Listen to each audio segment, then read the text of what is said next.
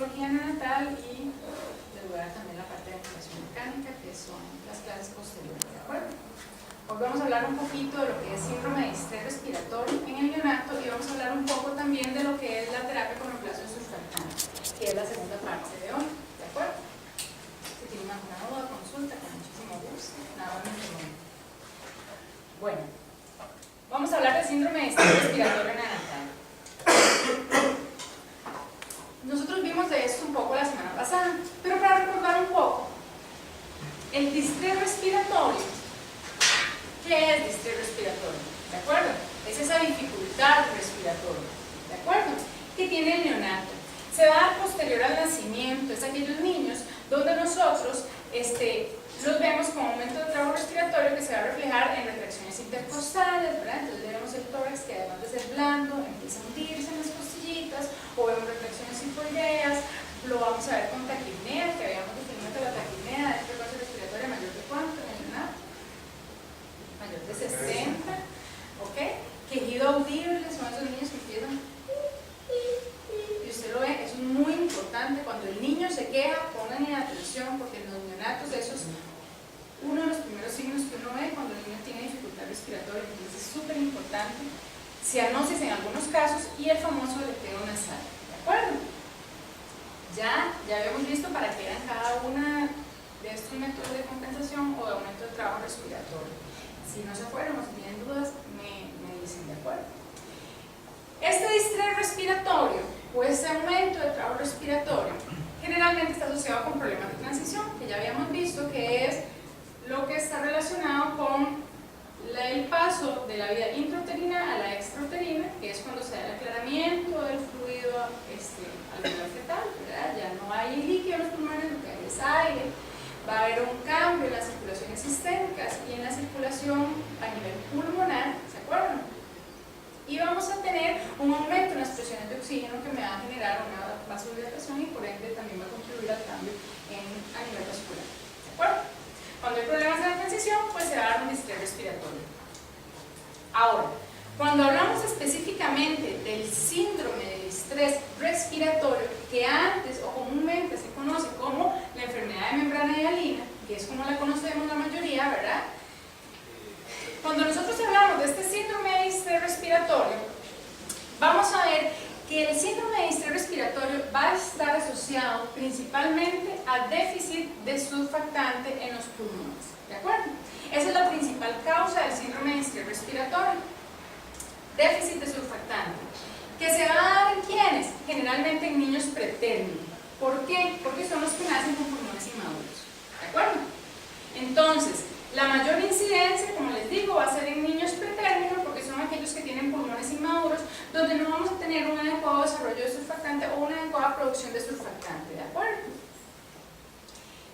Y esta es la mayor causa de morbimortalidad en niños prematuros, ¿ok? Por eso es que el síndrome de distrés o la membrana hialina es tan importante estudiarla, porque es una causa importantísima de morbimortalidad. De hecho, la mayoría de niños pretérminos que ustedes vean van a desarrollar una membrana hialina o un síndrome de distrés, exceptuando aquellos que no sean de edades gestacionales tan bajas y que hayan sido tratados anteriormente a las madres que tengan riesgo de partos prematuros, y ahorita vamos a ver qué es lo que les hacemos, ¿de acuerdo? Muy bien. Ahora, ¿qué es importante? Para yo poder entender de qué se trata el síndrome de distrés respiratorio, tengo que acordarme de cómo se desarrolla el pulmón. ¿Por qué? Porque yo necesito saber, según la edad gestacional del niño, cómo está en sus pulmones, ¿ok? Entonces, si ustedes se acuerdan, vamos a tener varias etapas de desarrollo pulmonar, que no me acuerdo si también lo vimos la semana pasada un poco, aunque sea a grandes rasgos. En la primera etapa va a ser la embrionaria, que generalmente se da de las 0 a las 7 semanas. Los autores a veces cambian un poco las fechas, pero estas van más o menos relacionadas, ¿de acuerdo? Donde aquí se empieza a formar el botón pulmonar, es donde empieza el desarrollo del pulmón, ¿de acuerdo? La pseudoglandular de las 8 a las 16, donde ya vamos a tener una división completa de lo que son las vías aéreas. Vamos a tener 25.000 bronquiolos terminales. Luego va a venir la etapa canalicular, que aquí viene un paso importante, que es entre las 17 y 27 semanas, algunos dicen que hasta las 25 semanas por ahí, que es donde se da la formación de neumocitos tipo 2. tipo 1. Y eso es muy importante porque aquí, en los neumocitos tipo 2, es donde se da la producción de surfactante. ¿De acuerdo? Entonces, si ustedes lo ven ya, más o menos entre las 17 y 27 semanas vamos a tener formación de neumocitos tipo 2 o diferenciación celular, donde vamos a tener los neumocitos tipo 1 y los neumocitos tipo 2. ¿Se acuerdan? ¿Para qué eran cada uno de estos? Los neumocitos tipo 1 son básicamente estructurales y los neumocitos tipo 2 pues, son los que se encargan de la producción de surfactantes principalmente. ¿De acuerdo? Hacia la semana 28 y 35, que es el periodo sacular, ya empieza a haber formación de sáculos terminales. Por eso yo les decía que los niños que nacen pretérminos son difíciles de ventilar. ¿Por qué? Porque no tenemos alvéolos reales, lo que tenemos son sáculos. Entonces estamos ventilando sáculos, ¿de acuerdo? Por eso es que a veces se nos complica un poco la parte ventilatoria en estos niños. Vean que aquí estamos hablando de 35 semanas de edad gestacional, donde muchos de los niños que tenemos ahora nacen inclusive hasta de 26, 27 semanas, ¿verdad? Que estoy en este periodo de transición donde todavía no tenemos realmente formación de alvéolos reales, pero sí ya vamos a tener o ya vamos a empezar la formación de surfactante porque ya vamos a tener diferenciación celular. Y la alveolarización se va a dar principalmente en los niños de término, niños mayores a 36, 37 semanas, donde ya vamos a tener aparición de alvéolos verdaderos. Pero recuerden que la formación de alvéolos o la parte de alveolarización va a continuar postnatalmente, ¿cierto? Hasta años después. Y va a ser exponencial la cantidad de alvéolos que yo tenga en la adultez versus la cantidad de alvéolos con la que los niños nacen, ¿de acuerdo? Más o menos hasta los 2 años vamos a tener un aproximado de la cantidad de alvéolos que hay en la adultez. Algunos coinciden que es hasta los 8 años, ¿de acuerdo? Inclusive más. Hay autores que dicen que durante la adolescencia todavía hay crecimiento pulmonar, pero por ahí de los 2 años ya podemos empezar a ver que el niño ya ha casi completado el desarrollo pulmonar, ¿de acuerdo? Entonces vean que es importante tratar de que los niños, ojalá que sean todos de término, por eso es que cuando son de término tienen menos riesgos de complicaciones que cuando son pretérminos, y vamos a tener menos cantidad de surfactante y también menos alvéolos, porque entre las 28 y 35 semanas veamos que tenemos solo sáculos, ¿de acuerdo? Muy bien. Entonces, la expresión de surfactante se va a empezar a dar en el tercer trimestre, más o menos a partir de la fase canalicular, es cuando ya vamos a tener expresión de surfactante. Es importante, que eso lo vamos a ver un poquito más adelante, cuando veamos la composición del surfactante en la otra clase, que el surfactante no es igual en un niño pretérmino que en un niño término, ¿de acuerdo? Por la cantidad de lípidos, la cantidad de proteínas, hacen que el pulmón esté más maduro o menos maduro, ¿de acuerdo? Entonces, en los niños pretérminos no es tan funcional, además de que hay menos cantidad de surfactante, ese surfactante no es tan funcional como en un niño término, ¿de acuerdo? Y eso es importante tomarlo en cuenta. Muy bien. Entonces, su expresión empieza en el tercer trimestre, más o menos a partir de la fase canalicular. ¿Qué es lo que hace el surfactante? Esa es su principal función. ¿Para qué yo tengo surfactante en los alvéolos? ¿Qué es lo que hace? Disminuye la tensión superficial, ¿se acuerdan? Que es la tensión que hay en la interfase donde está el aire y el líquido, ¿de acuerdo? Sí. El surfactante me disminuye esa tensión superficial, que se forma más o menos aquí. ¿Lo ven? Muy bien. Esos son alvéolos.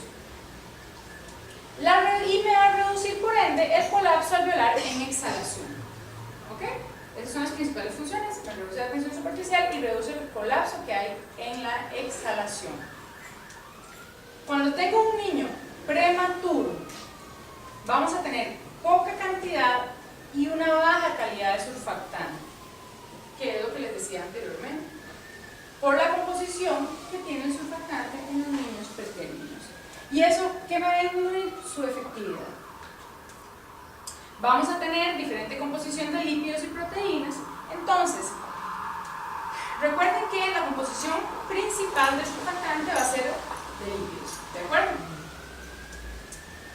Vamos a ver que en comparación a niños pretérmino con niños términos, vamos a tener una relación de fosfatidil-inositol y fosfatidil-glicerol diferente, donde vamos a tener en los pretérminos fosfatidil-inositol 10% versus un 2% en los términos, y de fosfatidil-glicerol, que es uno de los principales lípidos del surfactante, menos del 1% en los pretérminos y un 10% en los niños que ya están términos.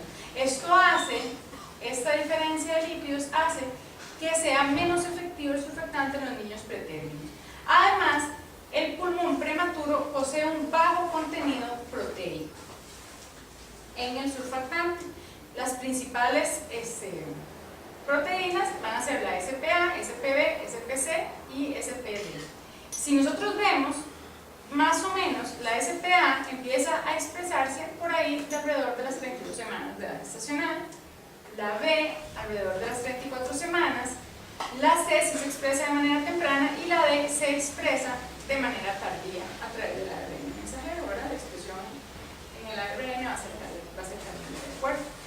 Estos cambios en la composición del surfactante hacen que en el niño prematuro sea mucho menos efectivo que en el niño de término.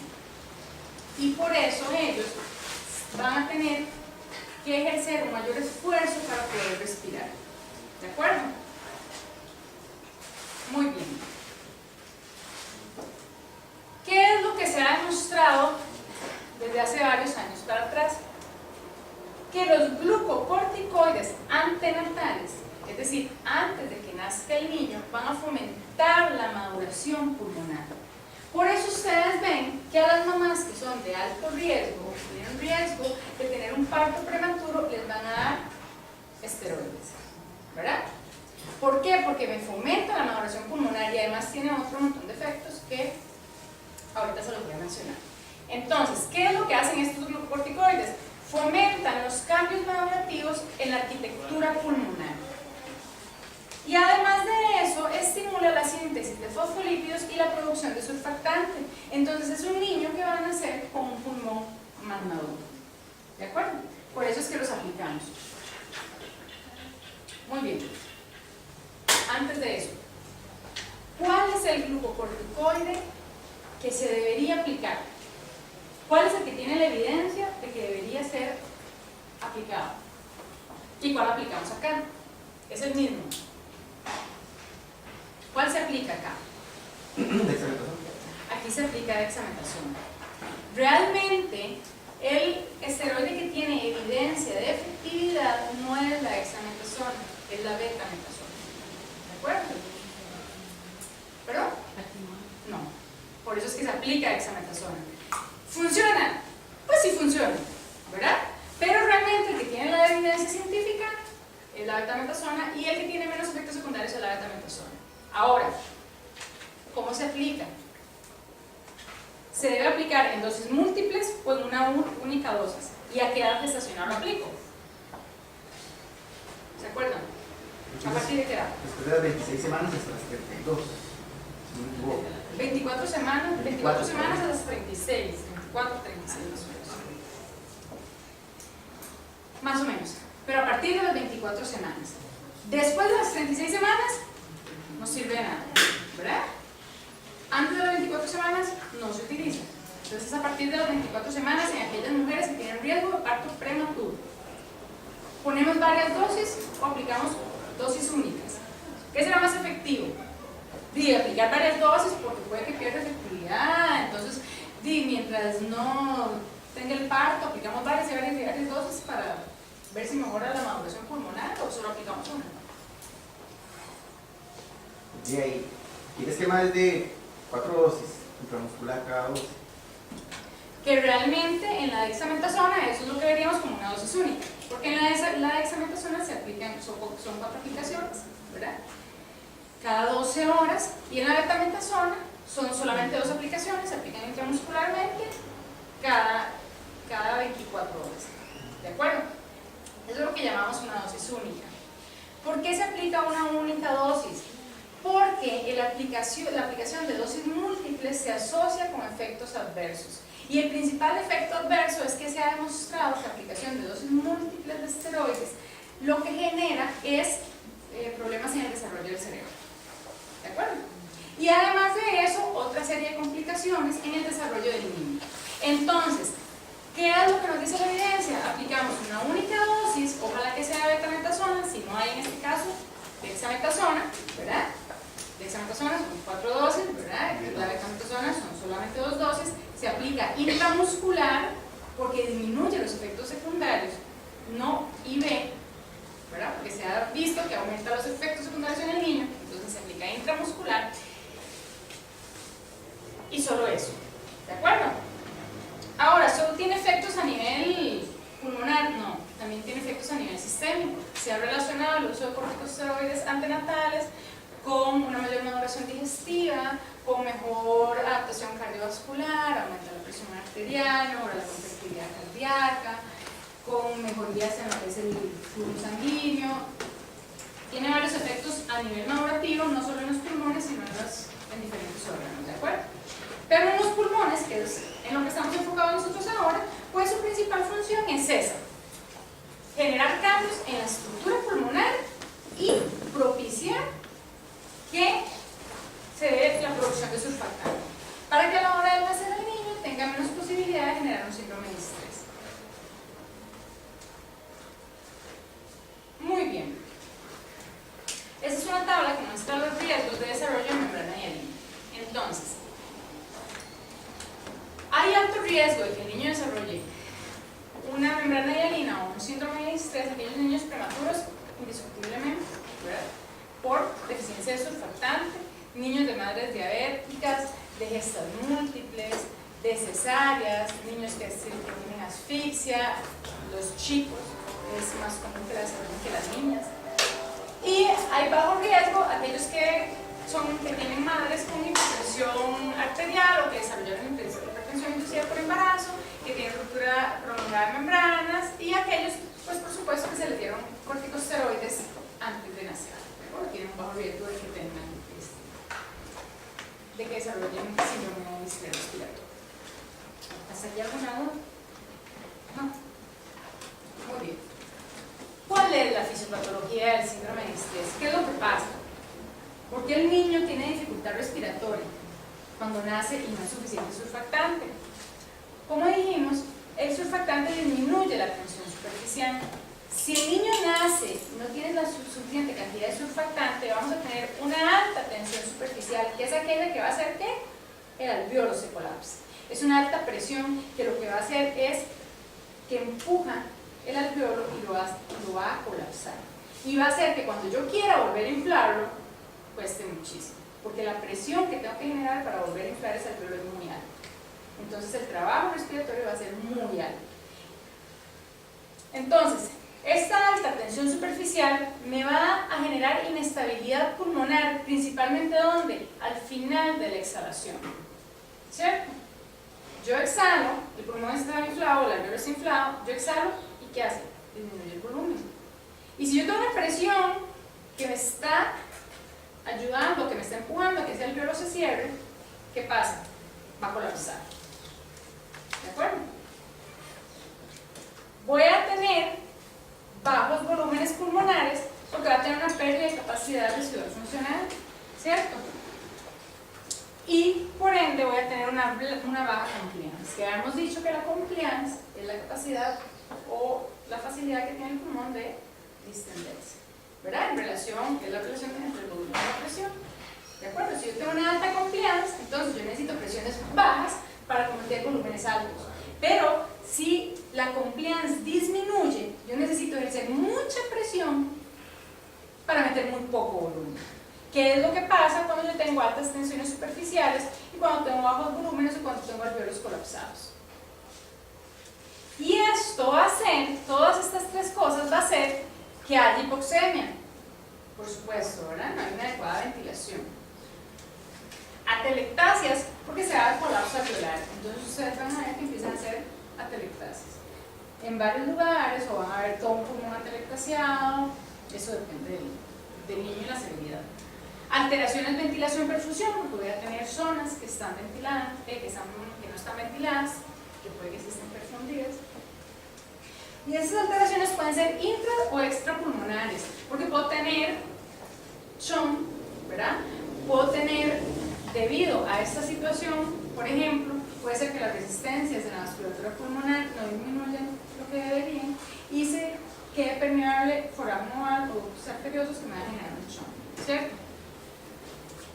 Y chon de derecha a izquierda, que es lo que les venía diciendo. Ahora, ¿qué pasa? Otra función del surfactante, que es muy importante, es que el surfactante, además de disminuir la tensión superficial, me ayuda a disminuir la inflamación pulmonar. ¿De acuerdo? Y además de eso, mejora la función de los macrófagos a nivel alveolar o a nivel pulmonar. Todo este proceso de colapso, o todo este proceso de inflamatorio, de colapso alveolar, va a aumentar esta inflamación a nivel pulmonar, va a aumentar la injuria del epitelio respiratorio y va a haber una absorción anormal del fluido pulmonar, que eso lo vemos potencializado en niños pretérminos. ¿Se acuerdan cuando hablamos de taquipnea? Que todavía hay líquido a nivel pulmonar. Pues en los niños pretérminos, ustedes se acuerdan, todos estos mecanismos de absorción de líquido todavía no se han completado o no están tan presentes como en los niños térmicos. Entonces eso también me va a propiciar que se genere síndrome de distrés respiratorio, aumenta la inflamación pulmonar, aumenta la injuria en el epitelio y pues va a haber una absorción anormal de fluido pulmonar que me puede generar edema y daño epitelial. Sí. Muy bien. Ahora, ¿qué es importante en el caso del surfactante? Si ustedes se acuerdan de la ley de Laplace, ¿qué decía la ley de Laplace? ¿Cuál era la ley de Laplace? Que es la que tiene todo que ver con el surfactante y con la relación de la tensión superficial. Laplace decía que la presión requerida para abrir los alveolos, para abrir un cuerpo, es directamente proporcional a la tensión superficial que yo tenga e inversamente proporcional al radio. ¿Esto qué quiere decir? Que si yo tengo un alveolo, y tengo este alveolo, ¿cuál va a requerir menor presión para abrirse? ¿Este o este? ¿El que tiene un radio mayor o el que está casi colapsado? ¿Va a requerir mayor presión? El que está colapsado. Y si yo no tengo surfactante, voy a tener mayor tensión superficial, ese alveolo también va a ser más difícil de abrir. Entonces, ¿qué pasa en los niños prematuros? Que tengo las dos cosas. Voy a tener alveolos que se colapsan o disminución del radio y voy a tener aumento de la tensión superficial. Esta presión es muy grande. Por eso es que ellos rápidamente empiezan con aumento de trabajo respiratorio. ¿Por qué? Porque necesito mucho esfuerzo para poder abrir mis alveolos o mis alveolos, ¿cierto? Para poder generar un adecuado intercambio gaseoso. Muy bien. Entonces, como les iba diciendo, todos estos procesos, principalmente cuando se da colapso y reapertura alveolar, porque si el niño logra ese alveolo colapsado o casi colapsado reabrirlo, esa colapso, reapertura, también genera injuria, ¿de acuerdo? Y genera inflamación a nivel pulmonar. Entonces, inflamación e injuria, daño celular, edema pulmonar y todos estos eventos me van a inactivar el poco surfactante que tengo. Entonces empeora el caso. Casi no tengo surfactante, ¿verdad? Tengo pulmones inmaduros. Tengo que ejercer una gran presión para poder expandir ese pulmón. Y tras de eso, el poco surfactante que tengo se va a inactivar por el proceso inflamatorio y el daño que se está generando a nivel pulmonar. ¿Qué problema?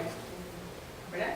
Entonces, si tengo un pulmón que es poco ventilado o que me cuesta ventilar, si el poco surfactante que tengo se inactiva, voy a tener más problemas. ¿Sí? Ahora, la inactivación también se puede dar, por ejemplo, en casos de niños que tienen síndrome de aspiración mecónica. ¿Puedo generar un distrés en un niño término o posttérmino? Sí. Si tengo una aspiración de meconio, el meconio inactiva el surfactante. ¿De acuerdo? Entonces son niños que sí se podría aplicar terapia de reemplazo surfactante porque el meconio per se ya inactiva el surfactante y voy a tener un momento de trabajo respiratorio. Ustedes van a ver que son niños que pueden empezar con un distrés, que pueden empezar a generar un distrés asociado a, y si se empeora la cuestión pueden hacer una neumonía y demás. Eso lo vamos a ver después, pero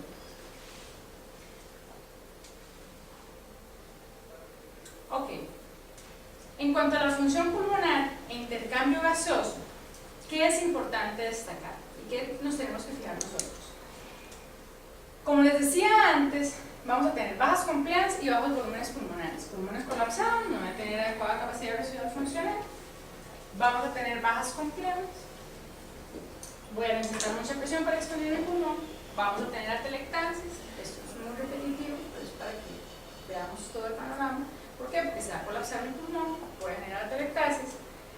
Voy a tener una alta resistencia pulmonar total, porque pueden haber también fluido que me aumente la resistencia también en vías aéreas, ¿verdad?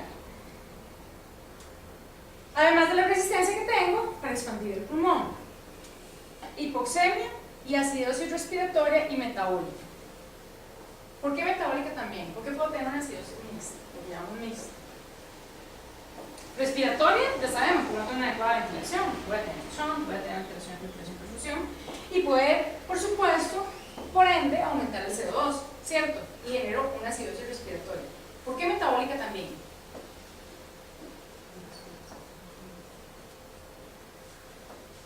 ¿Por qué? Por el meconio, No, estamos hablando de síndrome de estrés. Ah. Porque en un síndrome de estrés es común que yo vea acidosis respiratoria y metabólica también puede haber. ¿Qué pasa además? ¿Qué hay? Hay hipoxemia. ¿Qué pasa cuando hay hipoxemia? ¿Cómo es el metabolismo en hipoxemia? ¿Aeróbico o anaeróbico? Anaeróbico, se libera de ciudad. Hay aumento de la ciudad. Entonces son niños que ustedes van a ver que también van a tener una acidosis metabólica.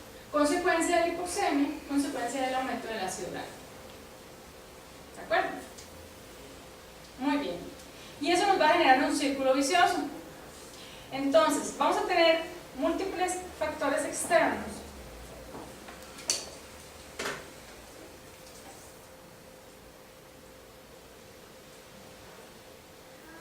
Vamos a tener múltiples factores externos. Puede ser una asfixia, puede ser prematuridad, puede ser una acidosis en la mamá. Bueno, vamos a tener múltiples factores o en el mismo niño que me van a disminuir la cantidad de surfactante, ya sea que el niño sea un prematuro y no haya surfactante, ya sea que haya alguna condición externa que me inactive el surfactante, pero vamos a tener disminución de surfactante. Esta disminución me va a generar atelectasis progresivas. Esas atelectasis me van a generar una alteración ventilación-perfusión. ¿Por qué? Porque voy a tener hipoventilación. Esta hipoventilación, ¿qué va a hacer? Me va a aumentar los niveles de CO2, por ende, me va a disminuir el pH, voy a tener hipoxemia, que a su vez van a inactivarme aún más el surfactante, ¿verdad? Me van a generar vasoconstricción pulmonar, por eso también puede haber una hipertensión pulmonar, ¿verdad? Además de eso, puedo tener hipotensión o shock, ¿verdad? Si lo asociamos con una hipovolemia, está peor el cuadro, pero todas esas alteraciones gasométricas me pueden llevar a una hipotensión. ¿Por qué? Porque no va a tener una adecuada oxigenación. Recuérdense que lo vimos la vez pasada, ¿verdad? Que primero yo trato de compensar, igual que en los adultos, trata de compensar haciendo que vasoconstricción para desviar flujo sanguíneo a órganos principales, pero posteriormente ya no se va a poder sostener y que va a haber hipotensión. ¿De acuerdo? Que puede llevar un shock Eso me aumenta la vasoconstricción a nivel pulmonar. Vamos a tener hipoperfusión alveolar, que me va a aumentar la hipoxemia, ¿verdad? Que además me va a generar injuria en el metabolismo celular. Vamos a tener mayor producción de ácido láctico y demás, más acidosis, que me inactiva más el surfactante. Entonces se forma un círculo vicioso. Si ustedes lo ven, todo está asociado. ¿De acuerdo? Ahora, hay otras patologías que me llevan a esta condición gasométrica también, ¿verdad? Como la asfixia, una taquimia transitoria severa, apneas, hipotermia, que también me van a generar un círculo vicioso porque también van a contribuir a desactivar el surfactante. ¿De acuerdo? ¿Alguna duda? ¿Comentario? No. Muy bien. Si voy muy rápido me dicen. Volvemos a lo mismo. Prematuridad, inmadurez enzimática, inmadurez alveolar en los neumocitos tipo 2. Vamos a tener cantidad insuficiente de surfactante y también poca actividad surfactante, o surfactante que tenga unos selectivos porque no está completamente maduro, colapso alveolar. Vamos a tener, aquí vamos a ver cosas asociadas. Bueno, el colapso alveolar me va a generar hipoxemia, acidosis metabólica, hipercapnia, disminuye la perfusión pulmonar, vamos a tener poco volumen tidal, vamos a tener una ventilación alveolar insuficiente, va a generarse vasoconstricción, se me puede generar chon, ¿verdad? A través del ductus o del programa oval que me empeoran la hipoxemia, me empeoran la acidosis. Vamos a tener isquemia pulmonar que me va a generar injuria a nivel del celular, daño en células alveolares y células endoteliales que me inactivan aún más el surfactante. Además de eso, el colapso alveolar va a estar favorecido por la anatomía del neonato, donde tengo una parrilla costal que es blanda y una musculatura respiratoria débil, ¿verdad? Tengo un diafragma que no tiene suficiente cantidad de fibras musculares resistentes a la fatiga, entonces se va a fatigar mucho más fácil, va a ser más fácil que ese niño caiga en fatiga, ¿verdad? Y va a ser muchísimo más fácil que el niño me haga un fallo respiratorio. Entonces vean que en el caso de los neonatos, a diferencia del adulto, tienen todo el combo, ¿verdad? Principalmente los prematuros, donde su desarrollo todavía no está completo. Vamos a tener a nivel anatómico una desventaja, ¿verdad? ¿Por qué? Porque las costillas todavía no están bien osificadas, son cartilaginosas, entonces es un tórax depresible que es blando. Recuerden que la inserción diafragmática también es diferente, vamos a tener un diafragma un poco más plano, mucho más difícil de ejercer una fuerza suficiente para bajar ese diafragma y insuflar los pulmones. Vamos a tener problemas con el surfactante, que se puede ver empeorado con inactivación, un surfactante que no tiene la cantidad de proteínas necesarias, que no tiene los fosfolípidos necesarios, que va a ser ineficiente, ¿verdad? Y un niño que se fatiga muy fácilmente y que además el problema de los niños es que muy fácilmente hacen daño a nivel cerebral o hemorragias intraventriculares, y eso es lo que nosotros tenemos que cuidar y evitar cuando hay problemas de oxigenación o problemas de ventilación. ¿De acuerdo? ¿Qué pasa con el cerebro? Ellos sangran también muy fácilmente, ¿verdad? Entonces, son círculos viciosos a los cuales están más expuestos. ¿Por qué? Porque en el adulto es más resistente, ¿cierto? Ustedes ven un paciente con un síndrome de estrés, ustedes dicen, ya casi que llaman al padre y todo, y hay muchos que salen y no quedan con secuelas. Hay otros que no, ¿verdad? Hay de todo, pero el adulto es más resistente. Además de que generalmente tiene una reserva de oxígeno más grande, o generalmente no, o sea, tiene una reserva de oxígeno más grande que en el caso del neonato. ¿De acuerdo? ¿Qué manifestaciones clínicas voy a tener? Entonces, de acuerdo a todo lo que vimos, ¿qué puedo encontrar? ¿Cómo veo yo reflejado el aumento del trabajo respiratorio? Porque indudablemente el trabajo respiratorio se va a aumentar, ¿verdad?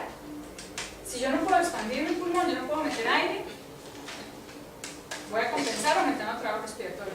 ¿Y cómo yo veo en un niño aumento de trabajo respiratorio? ¿Qué es lo primero que veo?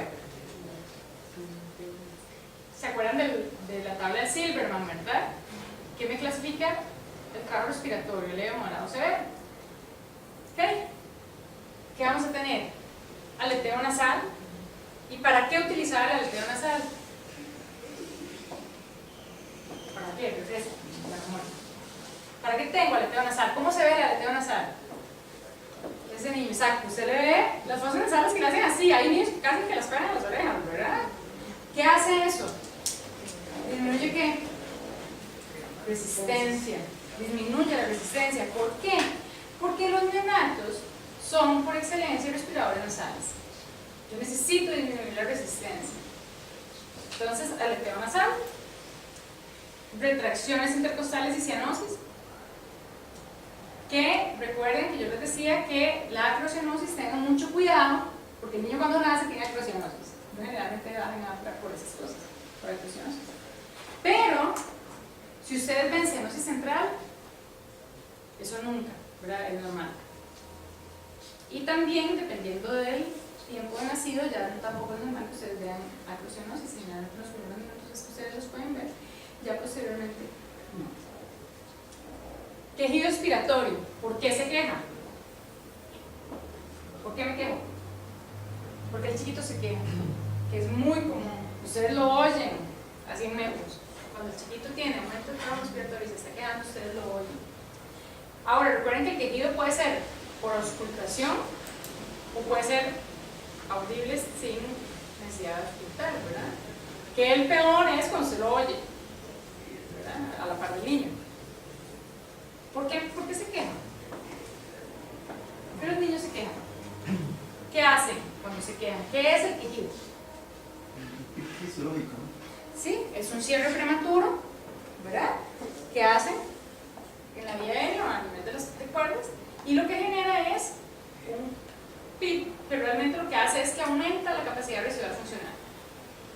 Por eso es que los niños se quejan, para aumentar capacidad residual funcional, para evitar el colapso alveolar. Taquipnea, no tengo aire, necesito compensar, eso es lo primero que van a hacer, mayor a 60 frecuencias. A la auscultación puedo tener crépitos, vamos a tener un patrón respiratorio normal, o sea que el niño, ustedes pueden verle el bamboleo, pueden verle la disociación, ¿verdad? Ustedes en algunos están marcados, ustedes de viaje ven donde se le unen todas las cosillas y donde se le une, o sea que tienen reacciones antiprecosadas y si pudieras, ¿verdad? Súper marcadas, vemos que se asusta de verlos. Los principales, los que van a ver en primera instancia son aleteo nasal, quejido y las retracciones. Esos son los que ustedes van a ver en primera instancia. Cuando ustedes lleguen y veo a un niño quejándose, si ustedes lo vuelven a ver y está con aleteo y está con retracciones, véanlo, revísenlo, vean a ver qué es lo que tiene, porque el niño está con aumento de trabajo respiratorio, ninguna de esas son normales. Hay que ver qué es lo que tiene. ¿Por qué él está intentando compensar así? ¿De acuerdo? Como les digo, ellos se fatigan muy fácilmente, entonces hay que abordarlos a tiempo antes que me haga un fallo respiratorio. Porque en muchos casos inicia con un distrés leve que posteriormente va a ir progresando si yo no la tengo a tiempo. ¿Qué puedo encontrar en la radiografía de tórax? Que es una de las cosas más fáciles, ¿verdad? ¿Qué hacen? Por falta de surfactante, atelectasias, ¿verdad? Entonces ustedes van a ver que en la radiografía yo voy a ver atelectasias. Salud. Gracias. Vamos a tener infiltrados difusos, entonces ustedes los ven como algodonosos, ¿verdad? Pueden ver broncograma N también, dependiendo del grado de distrés, así va a ser la radiografía. En un distrés severo, lo que van a ver es una placa blanca, completamente blanca, ¿de acuerdo? En un distrés leve, van a haber infiltrados difusos, son muy pocos los que se van a ver, realmente todavía se ven, a veces hay disminución en la ventilación, pero ustedes todavía no van a ver 8 espacios intercostales, ¿de ¿de acuerdo? Pocos infiltrados, ven bien la silueta cardíaca, pero en un distrés 4, un distrés severo, o muy severo, todo blanco. Todo blanco, ¿de acuerdo? Hay divisiones de estructuras, hay atelectasias y demás. Entonces, radiológicamente o las radiografías de tórax son muy importantes en el caso de distrés porque me permite clasificar el distrés. Las radiografías en este caso son sumamente importantes. Siempre se les va a mandar a un niño con aumento de trabajo respiratorio, máximo si son prematuros, siempre se mandan radiografías para ver qué tanto compromiso tienen a nivel pulmonar. En ellos, las radiografías también a veces cuesta un poco que la técnica sea adecuada. De hecho, son muy pocas las radiografías que yo he visto con técnica adecuada en los chiquitines. Y por supuesto, es muy difícil, ¿verdad? Sin embargo, con el tiempo, a pesar de la técnica, ustedes van a poder ir clasificando las membranas hialinas y ir viendo la severidad. Y hay que también distinguir las radiografías que es pura mala técnica y que no son valoradas. O sea, a veces solo me toca decir no es valorable, no puedo saber qué es lo que tiene realmente, porque es porque está muy penetrado, un poco penetrado, porque está demasiado rotada. Todas esas cosas son importantes de valorar, ¿verdad? Que a veces uno por verlo rápido pierde esos pequeños detalles, pero sí es importante siempre valorar. Y en el caso del distrés también es muy importante siempre cerciorarse que no haya neumotórax. ¿De acuerdo? Entonces es muy importante ver que no haya fugas de anillo. Diagnósticos diferenciales. Muy bien, hasta aquí vamos bien. Siempre tenemos que hacer diagnósticos diferenciales, porque el aumento del trabajo respiratorio puede ser por múltiples causas. ¿De acuerdo? Desde una simple taquipnea hasta una sepsis. Entonces, aquí tenemos membrana hialina, aquí tenemos taquipneas transitorias y cuando nosotros pensamos en una bronconeumonía o una sepsis. ¿Ok? Generalmente vamos a tener que la membrana hialina, cuando el niño la instaura es cuando nace, ¿verdad? Cuando es asociada a prematuridad.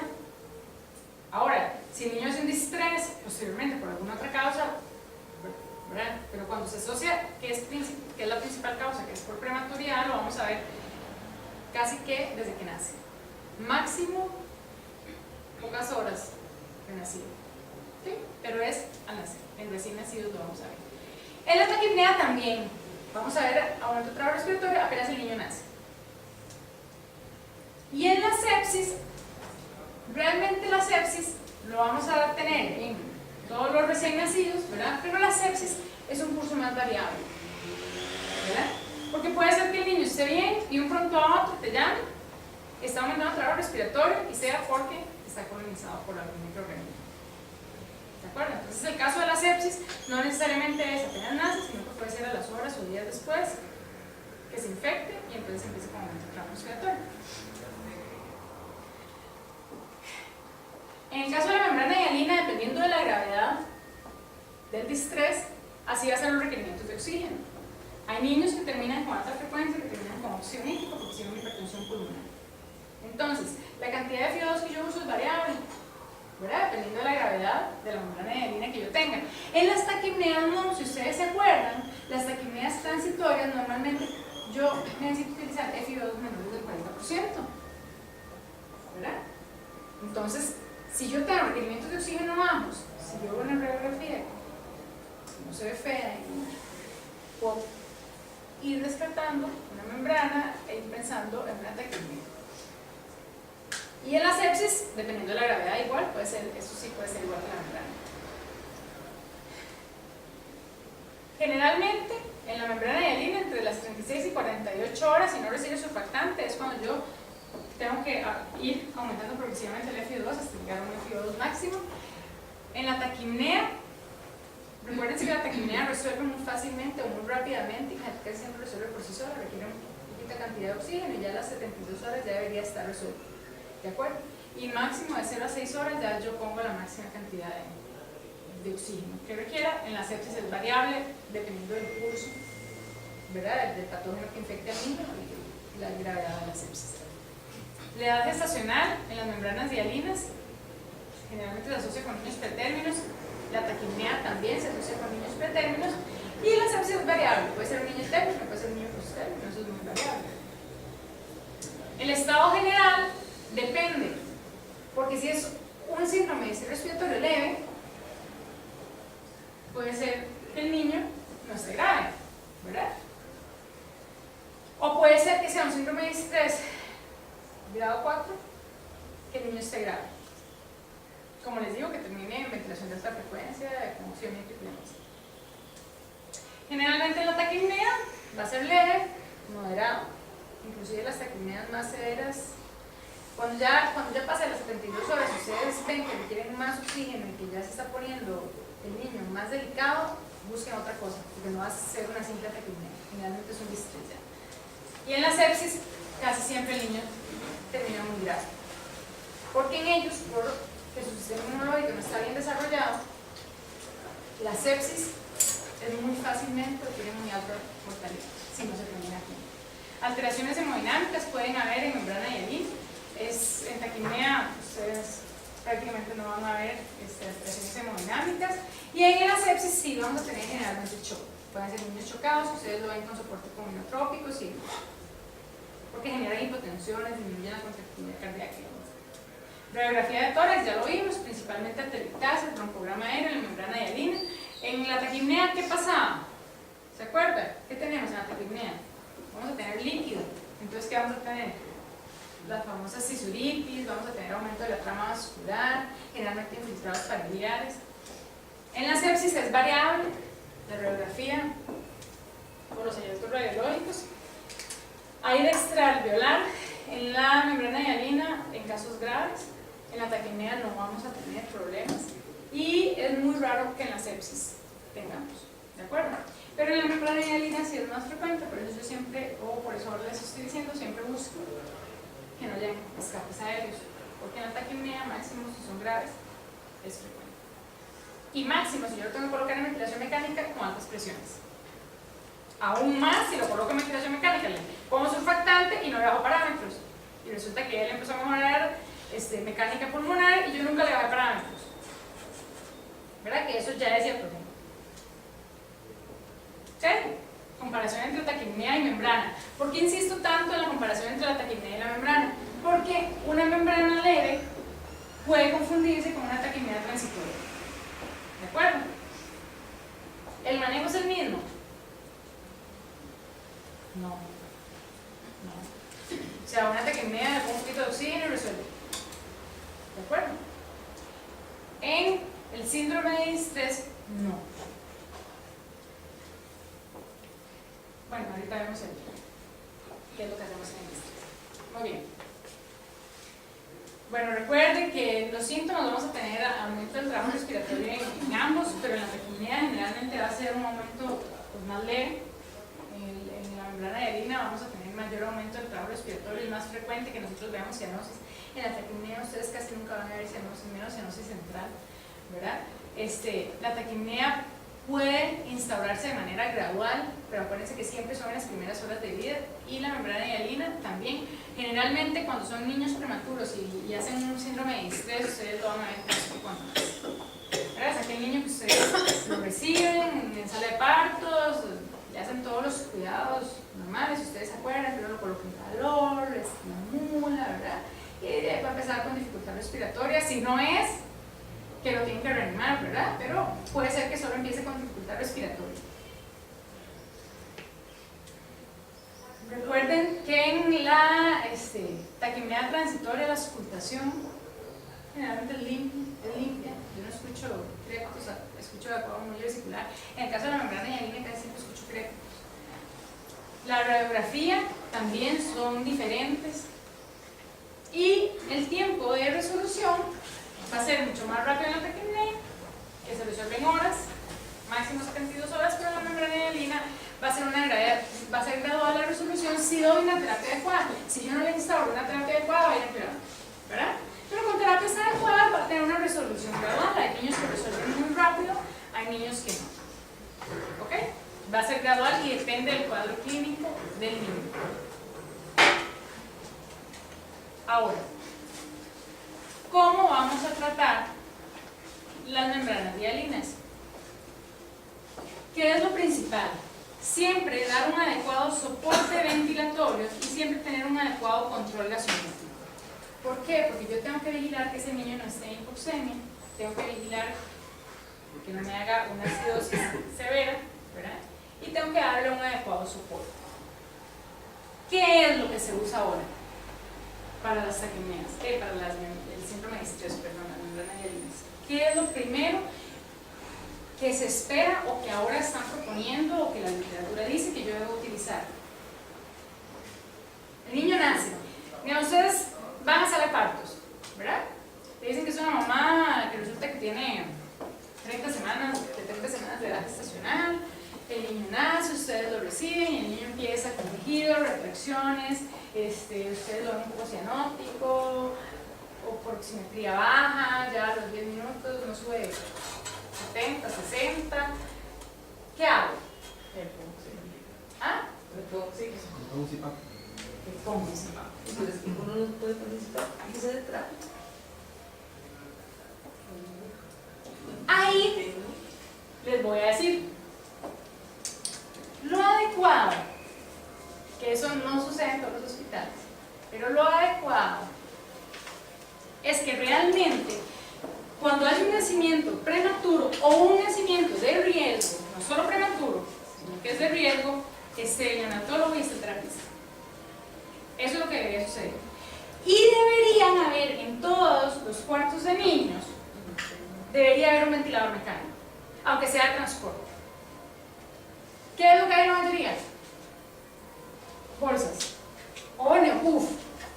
El famoso neopuff, que a veces lo usan para dar CPAP y realmente no se da CPAP con el neopuff. ¿Verdad? ¿Qué es lo adecuado? Que haya un terapista siempre, que vaya a haber un parto prematuro o que vaya a haber algún parto complicado. Un parto complicado en general. ¿De acuerdo?